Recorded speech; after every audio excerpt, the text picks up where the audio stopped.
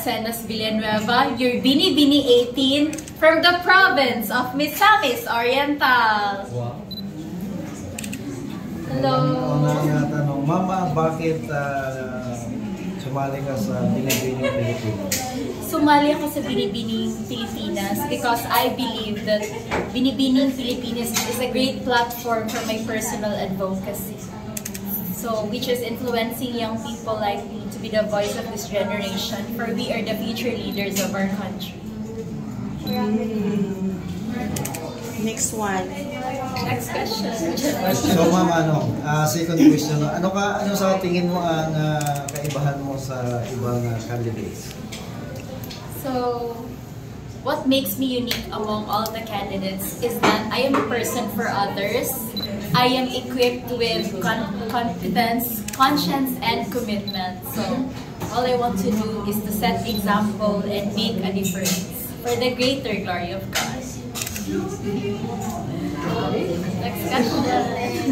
Ang Miss Universe yung sagot. Natutulala ako. Susunod na, Miss Universe na. Sige, question.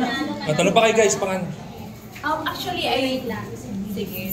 Nag-join po ako ng pageant since when I was still in 15 years old. Start ako sa amin.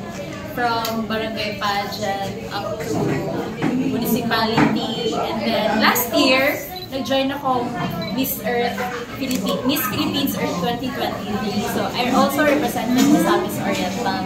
And now, I'm back for Binibining Pilipinas 2024. And I would like to invite to all the viewers that our Grand Coronation Night is happening on July 7 at the Smart Araneta Coliseum. So come and support me in my journey towards the crown. And then get your tickets now through Ticketnet website and outlets nationwide. So see you there! Ma'am, bakit ikaw yung kailangan manalo sa Binibining Pilipinas? Lahat kami deserving manalo, pero what makes me unique is that yung advocacy ko po is financial literacy. I want to educate Filipino families in order for them to have a better and secure future. So, financial literacy po yung advocacy ko. And I believe na marami akong matutulungan, especially mga Filipino families, dahil para po malaman nila how to invest money, paano nila i-allocate yung funds nila para in case na may mga uncertainties na maganap, parang hindi na-drain yung finances nila. Ma'am, we need financial freedom. Yes.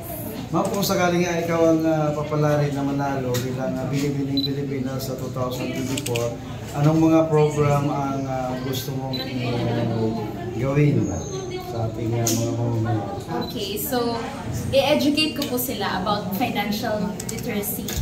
So, I'm doing that also because I'm a financial advisor by profession. So, para sa akin kasi, gusto ko yung, nami-meet ko yung mga tao with different walks of life.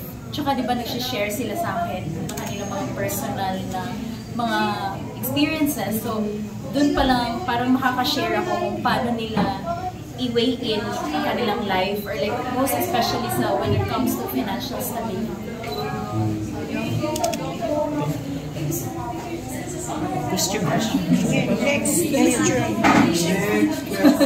Next. Ma'am, shampoo reveal. Shampoo reveal, kakahiya. Actually, wala kaming sponsors for shampoo. Pero don't panic, it's organic. Tama. Organic talaga. Sa mga manonood sa amin, skincare reveal na lang yan. As a skincare reveal, dahil partner namin si Beauty Derm ngayon. So, yun lang yung ginagamit ko. And then, I drink a lot of water. And then, sa paglalabas talaga ako, like, I always naglalagay akong sunblock for protection kasi ang init. And then, 8 hours of sleep. Ganun lang. That's my sexy ma'am like you. Sexy? I always go to gym. And then, siguro yung diet ko kasi I don't eat rice na. And then, more on fruits and vegetables. And then, go to gym regularly talaga yun. Yun yung parang, kasi sometimes, nag-crave din naman ako, like, kumakain ako, pero binabawi ko sa workout ko. Kasi nabu-burnout tayo, especially na parang na, emotionally, kami. Ma'am, mga personal question pwede mo? Sige. Love life? I'm single. Oy! I'm so single. Tama. Inspiration. Wala po. Inspiration. Ilang taon ka na, ma'am? I'm 26 years old. 26. Yes. Oh, hindi halata. Hindi halata. Hindi halata. Oh my God, Kala thank ko you nga, 18 po. pa lang eh. Oh. Ma'am, 26 years. medyo naghanap pa kasi ang droga ngayon sa ating bansa. Bilang binibining Pilipinas, ano ang maging papel mo para masuswa ang problema na yun? Okay, so, kasi that issue is also, parang rampant siya or like it's not common to us naman kasi. So, ang pinaka-madali nating especially sa mga teenagers, palaganap natin sa kanila kung anong importance ng health. Yung, alam naman natin ang negative effects ng drugs. So, sa doong paraan pa lang, parang mamumulat mo sila sa kung ano yung dapat na nilang gawin. Na kasi, sila yung, I believe kasi na their future is, ang kabataan ay, di ba, pag-asa ng bayan. So, sila yung future natin. So, parang... Ano nangyari? Question next. Kayo naman. Ikaw. Wala akong tanong. Mamangha kayo sagot pang Miss Universe na. Siya yung Sorry, hindi ako marunong talaga mag-Tagalog. Ay, kaya yun pala. Kasi Bisaya talaga ako. Mama, medyo siyempre sumali ka na sa Binibining Pilipinas, nandun lang medyo tumatak na yung pangalan mo. Kung sakali ba may plano ka na pumasok ng politika? So far po, ngayon, wala pa po sa isip ko. Pero if given the chance, why not po, maging public servant. Ganun. Kasi gusto ko po kasi yung yung parang yung advocacy ko, maano ko siya. Magawan ko siya ng parang maging totoo, parang ganun. Tsaka hindi lang naman, it's not about position kasi, hindi naman, porque individual ka lang na tao, hindi ka politika, wala kang magagawa, di ba? So, you have to set example, inspire other people, especially youth. Yun lang po.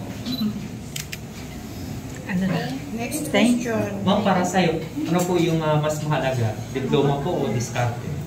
For me, it's both kasi hindi ko naman po maka-question yung hindi po kasi lahat nabibigyan ng chance ng kapag eskwela or like pumasok sa paaralan. Unfortunately, ganun talaga yung sad reality.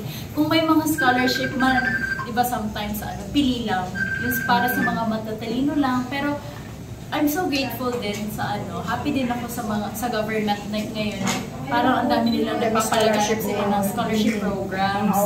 At saka naman, kung discarded din, parang din siya, it needs din na madiskarte ka sa buhay. Hindi lang puro parang diploma. Oo, dapat i-weigh in mo talaga siya. Dalambot ka talaga dyan. Kasi kung puro discarded din, tas hindi ka parang Wala kang wala kang alam, so parang hindi din siya pwede. So, dapat pantay po talaga. Wow. Next question. Kayo dyan.